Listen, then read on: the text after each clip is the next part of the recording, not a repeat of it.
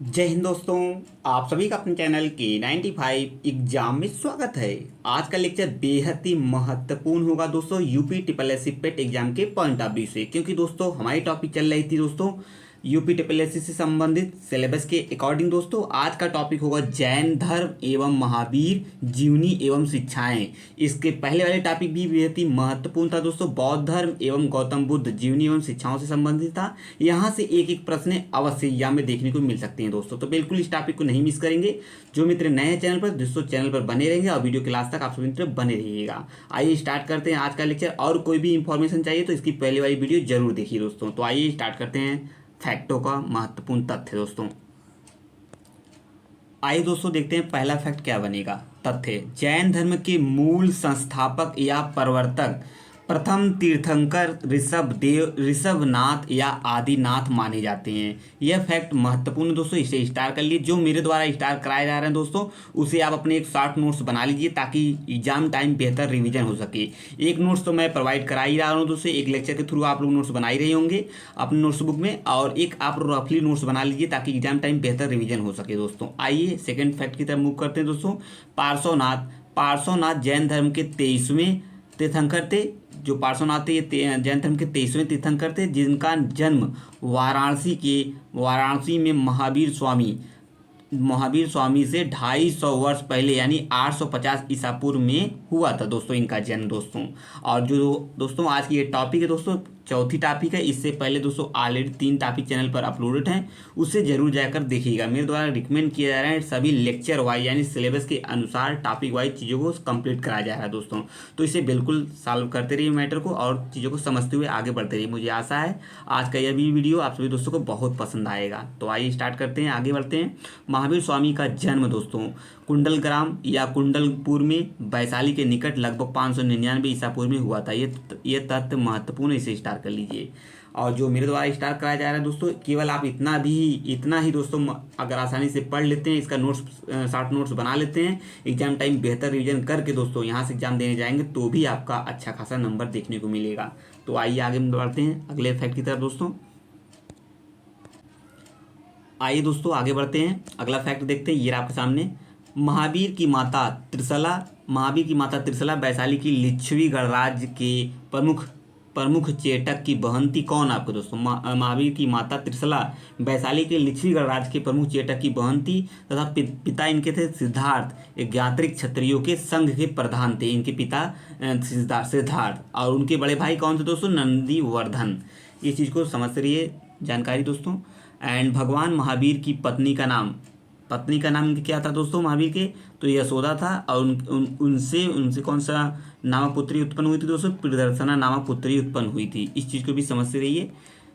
प्रियदर्शना का विवाह दोस्तों जमाली नाम के एक छत्री से हुआ था, जो बाद में महावीर स्वामी का अनुयायी बन गया था। ये स्टार कर लीजिए, क्वेश्चन यहाँ से बना हुआ है, तो इस चीज़ को समझते हुए आगे बढ़ेंगे। आप सभी मित्र वीडियो के लास्ट तक बने रहिए। मुझे आशा है आप सभी मित्र अपना स्नेह एवं सहयोग की दृष्टि दोस्तों इस चैनल पर बनाए रखेंगे। इसी लेक्चर में दोस्तों यानी 4th लेक्चर में ही हम दोस्तों 16 महाजनपदों को भी कवर करेंगे, जैन संगीतियों को भी कवर करेंगे। इस चीज़ को समझते हुए आप सभी मित्र वीडियो के लास्ट तक बने रहेंगे। एक अपना कमेंट जरूर करके बताइएगा दोस्तों, कमेंट के माध्यम से क्लियर होता रहेगा आप सभी दोस्तों को सभी चीज़ें आसानी से लेक्चर प्राप्त हो रहा है और आप लोग को अच्छा भी लग रहा है। और कोई भी क्वेरी हो यानी क्वेश्चन हो आप लोग कमेंट बॉक्स में पूछ सकते हैं। एंड आज की वीडियो को लाइक एंड शेयर जरूर कर दीजिए ताकि सभी मित्र चैनल के माध्यम से जुड़े रहें। और जो मित्र नए चैनल पर, चैनल को जरूर सब्सक्राइब कर लेंगे इस प्रकार के महत्वपूर्ण वीडियो पाने के लिए, क्योंकि आप सभी मित्र कॉम्पिटेटिव एग्जाम की तैयारी कर रहे हैं, बिल्कुल तैयारी करें। बेटे एग्जाम की कर रहे होंगे एंड अदर एग्जाम की भी कर रहे हैं, जितने भी अपकमिंग एग्जाम है सभी एग्जाम के पॉइंट ऑफ व्यू से लेक्चर चल रहा है चैनल पर। एक बार चैनल को अवश्य आप सभी मित्र विजिट करिए। आइए हम आगे बढ़ते हैं, अगले फैक्टों की तरफ बढ़ते हैं दोस्तों। ये आपका अगला फैक्ट है। देखिए प्रश्न पूछा गया है, जैसा कि यहाँ से आप समझ सकते हैं। जमाली उनका प्रथम शिष्य था। इस चीज़ को समझते चलेंगे, स्टार्ट कर लीजिए। जमाली उनका प्रथम शिष्य था, तो यहाँ से प्रश्न बन सकता है। प्रमुख जैन तीर्थंकर और उनके प्रतीक चिन्ह, जैसे हमने बौद्ध धर्म में कवर किया था दोस्तों, बौद्ध धर्म में गौतम बुद्ध से संबंधित जीवनी एवं शिक्षाओं से इसके 3rd वाले लेक्चर में था, उसे जरूर जाइए देखिए, वहाँ से भी एक प्रश्न अवश्य एग्जाम में मिलेगा। और आज का जो लेक्चर है यहाँ से भी एक क्वेश्चन अवश्य एग्जाम में देखने को मिल सकता है दोस्तों। तो बिल्कुल इसे मिस नहीं करेंगे, आप लोग इसे जरूर देखेंगे। और इस लेक्चर को लाइक कर दीजिए, वीडियो को लाइक कर दीजिए और इसे अपने मित्रों के ग्रुप में शेयर कर दीजिए, क्योंकि सभी दोस्तों को पता हो चल सके कि K95 एग्जाम के माध्यम से दोस्तों यूपी ट्रिपल एस की शानदार तैयारी कराई जा रही है दोस्तों, ठीक है। और आइए स्टार्ट इसे समझते हैं। जैन तीर्थंकर की एक तरफ नाम होंगे दोस्तों एंड एक तरफ उनके प्रतीक चिन्ह है। तो आइए हम लोग देख लेते हैं। ऋषभनाथ पहले के दोस्तों बैल एंड अजितनाथ दूसरे हैं, इन दूसरे नंबर के, इनका प्रतीक चिन्ह है हाथी। एंड अरिस्टिनेमी ये 22वें हैं दोस्तों, ये कौन से नंबर के, 22वें। तो ये शंख है इनका प्रतीक चिन्ह। पार्श्वनाथ 23वें हैं जो सर्फ है, क्या है, सर्फ। इस चीज़ को समझते हुए चलेंगे। क्या है, पार्श्वनाथ ये आपके दोस्तों 23वें हैं जो ये सर्फ से संबंधित है, इनका प्रतीक चिन्ह। महावीर ये 24वें तीर्थंकर है दोस्तों, ये सिंह है। टोटल कितने हैं, 24वें हैं। और लास्ट कौन थे दोस्तों, आपके सिंह थे। और पहले कौन थे, इसे भी आप कमेंट बॉक्स में बता सकते हैं दोस्तों। आइए हम अगले क्वेश्चन से बढ़ते हैं। अगला फैक्ट क्या बनता है एग्जाम के पॉइंट ऑफ व्यू से। आइए दोस्तों अगला फैक्ट देखते हैं, अगले फैक्ट की तरफ मूव करते हैं। ये आपका अगला तथ्य है। प्रभास गिरी उत्तर प्रदेश के कौशाम्बी में स्थित जैन तीर्थ स्थल था। कौन सा दोस्तों, प्रभास गिरी। एंड कौशाम्बी का प्रभास गिरी स्थल 6वें जैन तीर्थंकर पद्म प्रभु से संबंधित था। जो प्रभास गिरी स्थल है जो दोस्तों वो आपका 6वें जैन तीर्थंकर पद्म प्रभु से संबंधित है। जैन धर्म में पूर्ण ज्ञान के लिए कैवल शब्द का प्रयोग किया गया है। इसे स्टार कर लीजिए, इसे अपने नोट्स में मेंशन कर लीजिए दोस्तों। जो मेरे द्वारा नोट्स कराया जा स्टार कराया जा रहा है उसे आप लोग अपने नोट्स में मेंशन कर लीजिए दोस्तों, ताकि एग्जाम टाइम बेहतर रिवीजन हो सके। यही स्टडी करने का यानी प्रिपरेशन करने का सबसे बेहतर तरीका माना गया है दोस्तों। इस चीज़ को समझते हुए चलेंगे और कमेंट में जरूर करके बताएंगे दोस्तों आज का ये लेक्चर, चौथा लेक्चर कैसा रहा, क्योंकि आप कमेंट के माध्यम से सभी चीज़ें हमें पता चलती रहेंगी और आप अपना कमेंट करके दोस्तों इस चैनल का उत्साह जरूर बढ़ाएंगे। मुझे आशा है आप लोग कमेंट करिए और लाइक तो बिल्कुल करा करिए दोस्तों। वीडियो कैसा रहा। आइए महावीर स्वामी को 12 वर्षों की कठोर तपस्या तथा साधना के क्या हुआ था दोस्तों। आइए देखते हैं क्या मिला था इन्हें। यहाँ से ये रहा। पश्चात जिरिम्बिक ग्राम के समीप रज्जु पालिका नदी के तट पर एक साल के वृक्ष, कौन सा वृक्ष था दोस्तों, एक साल का वृक्ष था। इसे स्टार्ट करते चलिए। साल का वृक्ष के नीचे कैवल यानी पूर्ण ज्ञान प्राप्त हुआ था, फलता हुए केवलिन कहलाए। लास्ट में जब इन्हें केवल प्राप्त हो गया दोस्तों, बाद में ये आगे चलकर क्या कहलाए, केवलिन कहलाए। ये भी पूछा जा सकता है दोस्तों। जैन धर्म में मोक्ष के लिए 3 साधन आवश्यक बताए गए हैं। कौन से हैं इसे भी हम लोग समझेंगे। सम्यक दर्शन, सम्यक चरित्र एवं सम्यक ज्ञान। एक पहला आपका सम्यक दर्शन, दूसरा आपका सम्यक चरित्र, तीसरा आपका सम्यक ज्ञान। ये जैन धर्म के मोक्ष के लिए 3 साधन आवश्यक बताए गए हैं। जैन धर्म में 5 महाव्रत कौन है, इसे भी हम लोग समझते हुए चलेंगे, क्योंकि इसे भी आप लोग स्टार्ट कर लीजिए। कुछ आवश्यक चीजें हैं दोस्तों। अहिंसा, सत्य, ब्रह्मचर्य, अस्तेय एवं अपरिग्रह। इसे तो बिल्कुल आप लोग जानते रहिए क्योंकि क्वेश्चन बना हुआ है। सत्य का मतलब अहिंसा, ब्रह्मचर्य, अस्तेय का मतलब अपरिग्रह का व्यवस्था की गई। इन सभी का मतलब आप लोग बिल्कुल जानते रहिए। 5 महाव्रत हैं ये दोस्तों, इसे बिल्कुल आप लोग समझते रहिए। आइए आगे बढ़ते हैं, अगले तथ्य की तरफ बढ़ते हैं। अगला तथ्य क्या करेगा एग्जाम के पॉइंट ऑफ व्यू से, इसे हम समझते हुए चलेंगे। एक एक फैक्ट को हम लोग यहाँ से समझेंगे दोस्तों, एक भी फैक्ट कंप्लीट करते हुए चलेंगे, ताकि आज का ये वीडियो दोस्तों है जो चौथा लेक्चर है। आज के लेक्चर को हम कंप्लीट करने वाले हैं, चौथे लेक्चर को, और चौथा लेक्चर आज ये कंप्लीट हो जाएगा दोस्तों। सभी सिलेबस के अकॉर्डिंग दोस्तों हम कंप्लीट करते हुए चल रहे हैं चारों लेक्चर। और इससे पहले वाला लेक्चर दोस्तों सिंधु घाटी की सभ्यता था, और सेकेंड लेक्चर आपका दोस्तों था क्या दोस्तों, वैदिक संस्कृति। एंड थर्ड लेक्चर था बौद्ध धर्म एवं गौतम बुद्ध जीवनी एवं शिक्षाएं। और लास्ट चौथा लेक्चर दोस्तों आपका जैन धर्म एवं दोस्तों महावीर जीवनी एवं शिक्षाओं से संबंधित सभी कंप्लीट करते हुए टॉपिक हम चल रहे हैं। जैन धर्म में गृहस्थों के लिए 5 महाव्रत अणुव्रत के रूप में व्यवहारत हुआ है दोस्तों। अहिंसा में जैन धर्म का आधारभूत बिंदु है। अहिंसा में जैन धर्म का महावीर स्वामी जैन धर्म के 24वें तीर्थंकर थे। यह प्रश्न एग्जाम में देखने को मिल सकता है, इसलिए इस चीज़ को समझते हुए चलेंगे। आइए हम लोग देख लेते हैं सबसे महत्वपूर्ण टॉपिक दोस्तों, यहाँ से क्वेश्चन बन सकता है। क्या है, जैन संगीतियाँ। देखिए बौद्ध धर्म में कितनी संगतियाँ हुई थी दोस्तों, 4 संगतियाँ हुई थी। चारों को हमने बहुत ही शानदार तरीके से समझा है इसके पहले वाले लेक्चर में। तो मेरे द्वारा रिकमेंड किया जा रहा है दोस्तों उस लेक्चर को, यानी थर्ड लेक्चर को आप लोग जरूर जाइए देखिएगा और कमेंट करके बताइएगा वो लेक्चर कैसा रहा। एंड इसमें जैन संगीतियाँ में दो हुआ था दोस्तों। कौन कौन से हुआ था, कहाँ हुआ था, किसके अध्यक्ष एंड किसके शासनकाल में, तो सभी चीज़ों को हम समझते हुए चलेंगे दोस्तों। संगीति एक तरफ होगा, एक तरफ वर्ष एंड स्थल अध्यक्ष। प्रथम 310 ईसा पूर्व में हुआ था दोस्तों, जो पाटलिपुत्र में हुआ था, स्थल है। इसके अध्यक्ष थे स्थूलभद्र। एंड द्वितीय हुआ था दोस्तों 6ठी शताब्दी में, वल्लभी में हुआ था स्थल में। अब वल्लभी आपको गुजरात में पड़ता है। एंड क्षमा श्रवण इसके अध्यक्ष हुए थे दोस्तों। ये सेकंड प्रथम एंड द्वितीय संगीति होगी जैन संगीतियाँ हैं दोस्तों। जैसे आपका बौद्ध संगीतियाँ सेम अकॉर्डिंग उसी तरह आपका क्या है जैन संगीतियाँ हैं। प्रश्न यहाँ से भी बन सकता है, तो बिल्कुल हम इन चीज़ों को मिस नहीं करेंगे। आइए हम आगे बढ़ते हैं। मुझे आशा है आप सभी दोस्तों को लेक्चर पसंद आ रहा होगा। कमेंट बिल्कुल करिएगा। अगला लेक्चर दोस्तों होगा आपका, यानी इसी से संबंधित अगला लेक्चर क्या होगा दोस्तों, बिल्कुल आप लोग इसी से संबंधित दोस्तों सेम इसी तरह अगला हमारा लेक्चर होगा आपका क्या होगा दोस्तों, मौर्य वंश सम्राट अशोक से संबंधित अगला लेक्चर होगा, यानी पांचवा लेक्चर दोस्तों सम्राट अशोक से संबंधित होगा मौर्य वंश से, जो बेहद ही महत्वपूर्ण टॉपिक वो भी होगा दोस्तों। वहाँ से भी प्रश्न बन सकते हैं, क्योंकि टोटल 14 टॉपिक है दोस्तों, सभी को हम कंप्लीट कराते हुए चलेंगे और 14 टॉपिक से प्रश्न आएंगे नहीं, क्योंकि आने हैं दोस्तों 5 प्रश्न, तो किसी न किसी एक टॉपिक से अवश्य एग्जाम में देखने को मिलेगा। और कंप्लीट कराने हैं सभी टॉपिक को, 14 टॉपिक की क्या भरोसा किसी एक टॉपिक को अगर छोड़ा जाए तो वहाँ से प्रश्न बन जाए। तो बिल्कुल हम इस प्रकार की गलतियाँ उनको नहीं दोहराएंगे। ठीक है दोस्तों, आइए आगे बढ़ते हैं। 14 पुब या पूर्वो, पुब को क्या कहा जाता है दोस्तों, पूर्वो कहा जाता है। ये प्रश्न में बना हुआ है। 14 पुब यानी पूर्वो प्राचीनतम जैन ग्रंथ है, ये प्रश्न पूछा गया है। 12 अंगों में जैन सिद्धांतों का संकलन प्रथम जैन सभा में किया गया था, इसे स्टार कर लीजिए और ऊपर वाले फैक्ट भी स्टार कर लीजिए तथ्य को। 12 अंगों में जैन सिद्धांतों का संकलन प्रथम जैन सभा में किया गया था। आइए आगे बढ़ते हैं। प्रायः सभी प्रारंभिक धार्मिक जैन साहित्य प्राकृतिक की विशिष्ट शाखा अर्धमागधीय, इसे भी स्टार कर लीजिए दोस्तों, स्टार के लिए। प्रायः सभी प्रारंभिक धार्मिक जैन साहित्य यानी प्राकृत की विशिष्ट शाखा अर्धमागधी में लिखा गया है। आइए हम आगे बढ़ते हैं। यानी इस दोस्तों आप सभी का जैसे कमेंट रहा या मेरे द्वारा जो बताया गया था दोस्तों, अगला सब्जेक्ट इसी भी तरीके से स्टार्ट करा जाएगा दोस्तों। एंड नेक्स्ट लेक्चर होगा दोस्तों आपका पॉलिटी, एंड अगला लेक्चर होगा उसी द्वारा से ज्योग्राफी दोस्तों। तो बिल्कुल आप लोग चैनल पर बने रहिए दोस्तों। सभी सब्जेक्ट को जल्द स्टार्ट किया जाएगा, आप लोग बने रहिए चैनल पर दोस्तों। सभी चीज़ों को हम स्टार्ट करते हुए चलेंगे।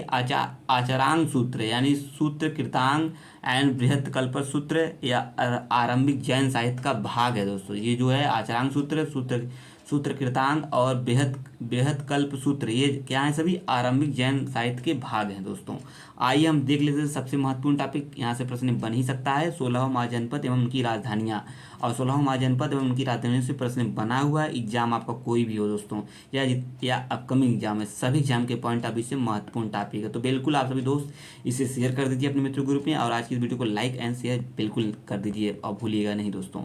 कमेंट करके जरूर बताइएगा आज का लेक्चर कैसा रहा। और जो मित्र नए चैनल पर दोस्तों, एक बार चैनल को जरूर विजिट करिए और जाइए देखिए सभी एग्जामों की तैयारी कराई जा रही है K95 एग्जाम के माध्यम से। तो आप लोग बिल्कुल चैनल को सब्सक्राइब कर लें, बेल आइकन को अवश्य ऑन कर दें, ताकि नई नई वीडियो का नोटिफिकेशन आपके पास पहुंचता रहे। ये रहा आपका 16 महाजनपद। आइए हम लोग देखते हैं किस महाजनपद की राजधानी है कौन। देखिए एक तरफ महाजनपद हो गए, दूसरी तरफ आपका राजधानी है दोस्तों। अंग महाजनपद की राजधानी दोस्तों है चंपा। मगध की राजधानी है दोस्तों गिरिव्रज या राजगिरी दोस्तों। काशी की राजधानी वाराणसी, तभी दोस्तों पता होगा। वत्स की राजधानी कौशाम्बी, एंड वज्र की राजधानी क्या है दोस्तों, वैशाली। एक बार पुनः दोस्तों एक बार हम रीड कर लेते हैं। अंग की राजधानी आपकी चंपा है, मगध की राजधानी गिरिव्रज या राजगिरी है, एंड काशी की राजधानी वाराणसी है, वत्स की राजधानी कौशाम्बी है, वज्र की राजधानी वैशाली है। तो यहाँ से चीज़ें आपको आसानी से याद हो गई होंगी। मेरा सेम उद्देश्य यही होता है दोस्तों, हर वीडियो की तरह, हर लेक्चर की तरह ज़्यादा से ज़्यादा चीज़ें आपको फर्स्ट लेक्चर में ही कंप्लीट करा दिया जाए, यानी ज़्यादा से ज़्यादा चीज़ें आपको यहीं पे लर्न हो जाए। और सेकंड जब थर्ड बार आप एग्जाम टाइम जब रिवीजन करेंगे दोस्तों, तो चीज़ें आसानी से कंठस्थ हो जाएँ। मेरा उद्देश्य यही रहता है दोस्तों। तो आप लोग बने रहिए वीडियो के लास्ट तक दोस्तों। ये आपका अगला देखते हैं। आइए, वज्र की राजधानी है वैशाली दोस्तों। कौशल की राजधानी है साकेत एवं श्रावस्ती है। अवंती की राजधानी उज्जैनी तथा महिष्मती है। मल्ल की राजधानी कुशीनगर पावा है। पांचाल की राजधानी अहिछत्र काम्पिल है तथा काम्पिल है। चेरी की राजधानी आपका स्वस्तिवती, एंड कुरु की राजधानी है इंद्रप्रस्थ दोस्तों। देखिए साकेत तथा श्रावस्ती उज्जैनी तथा महिष्मती है, ये दोस्तों उत्तरी अवंती दक्षिणी अवंती की राजधानी है। इस तरीके से आपको दो राजधानियाँ दिखाई दे रही हैं। इस चीज़ को आप लोग समझते रहिए। कमेंट में आप लोग जो पूछेंगे उससे पहले मैं आपको यहाँ पे बता दे रहा हूँ। ये है आपका अगला क्या है, अगला क्या बनेगा। कुरु की राजधानी दोस्तों इंद्रप्रस्थ है, एंड चेदी की राजधानी आपको स्वस्तिवती। ये प्रश्न एग्जाम में बार बार पूछा गया, तो इसे स्टार्ट कर लीजिए। मत्स्य की राजधानी विराटनगर, ये भी पूछा गया बार बार। कंबोज की राजधानी है दोस्तों हाटक, राजापुर। सुरसेन की राजधानी मथुरा, ये भी महत्वपूर्ण है, बार बार पूछा गया। अस्मक की राजधानी पोटन या पोटिल, ये भी महत्वपूर्ण है। एंड गांधार की राजधानी है तक्षशिला। एक बार पुनः हम लोग रीड कर लेते हैं। चेदी की राजधानी है दोस्तों सुस्तिवती, कुरु की राजधानी इंद्रप्रस्थ, मस्त की राजधानी विराटनगर, कंबोज की राजधानी हाटक राजापुर, सुरसेन की राजधानी मथुरा, अस्मक की राजधानी पोटिल या पोटन, गांधार की राजधानी तक्षशिला। महत्वपूर्ण है दोस्तों, इसे आप लोग मिस नहीं करिएगा। आइए आगे देखते हैं, अगले मैटर को देखते हैं दोस्तों। आइए दोस्तों आगे बढ़ते हैं। आप सभी मित्र, मुझे आशा है वीडियो क्लास तक बने रहेंगे। आइए आगे बढ़ते हैं। चंद्रगुप्त मौर्य के शासनकाल में पाटलिपुत्र में जैन धर्म सम्मेलन आयोजित हुआ था। किसके शासनकाल में दोस्तों? प्रथम आपका हुआ था चंद्रगुप्त मौर्य के काल में। तो इसे आप लोग नोट कर लीजिए, अपने स्टार कर लीजिए, अपने नोट्स में मेंशन कर लीजिए। प्रथम जो जैन संगीति हुई थी किसके शासनकाल में हुई थी दोस्तों? चंद्रगुप्त मौर्य के शासनकाल में हुआ था, जिसमें श्वेतांबर आगम का संपादन किया गया था। इस फैक्ट को भी आप लोग नोट कर लीजिए, महत्वपूर्ण है, स्टार कर लीजिए। अशोक तथा उसके पुत्र या पौत्र दशरथ के समय में दोस्तों बराबर तथा नागार्जुनी पहाड़ियों को काट कर आजीविकों के लिए आवास बनाए गए थे दोस्तों। महत्वपूर्ण फैक्ट है दोस्तों।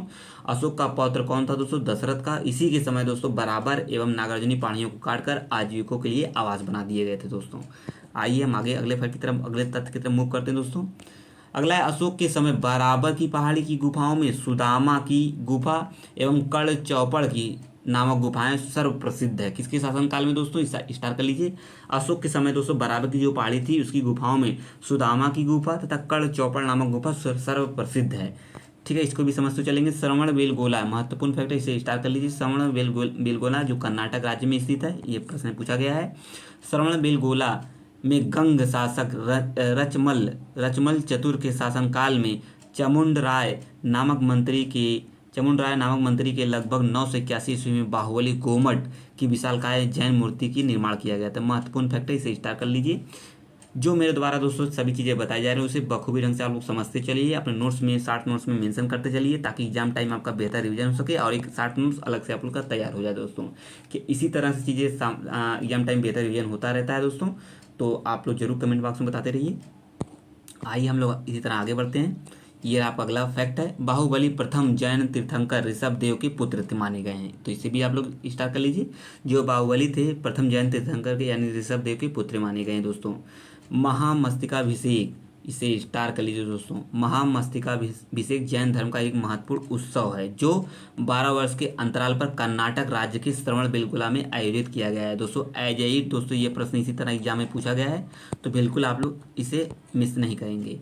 आइए आगे बढ़ते हैं, अगला फैक्ट देखते हैं। यहाँ से क्या है, यहाँ से प्रश्न बना हुआ है। आइए क्या देखता है, प्रमुख भारतीय विद्वान एवं उनके संरक्षक, इसे तो बिल्कुल आप लोग स्टार्ट कर लीजिए। जो मेरे द्वारा ही दोस्तों आपको बताया जा रहा है, केवल आप उतना ही दोस्तों पढ़ लीजिए और उसी का शॉर्ट नोट्स बना लीजिए दोस्तों।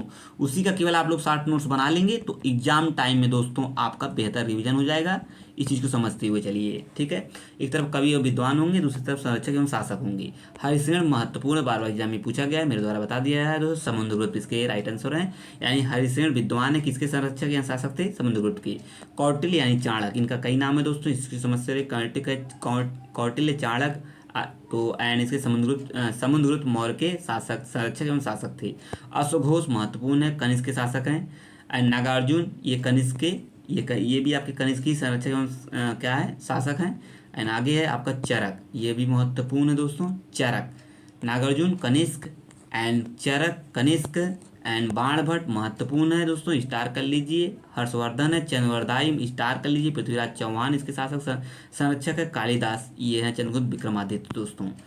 तो इसे भी आप लोग स्टार कर लीजिए। एक बार पुनः सभी चीज़ों को हम लोग रिवीजन कर ले रहे हैं, ताकि एग्जाम टाइम आपका बेहतर रिवीजन हो सकता है और ज़्यादा चीज़ें इसी लेक्चर में याद हो जाए दोस्तों। आइए एक बार पुनः देख लेते हैं।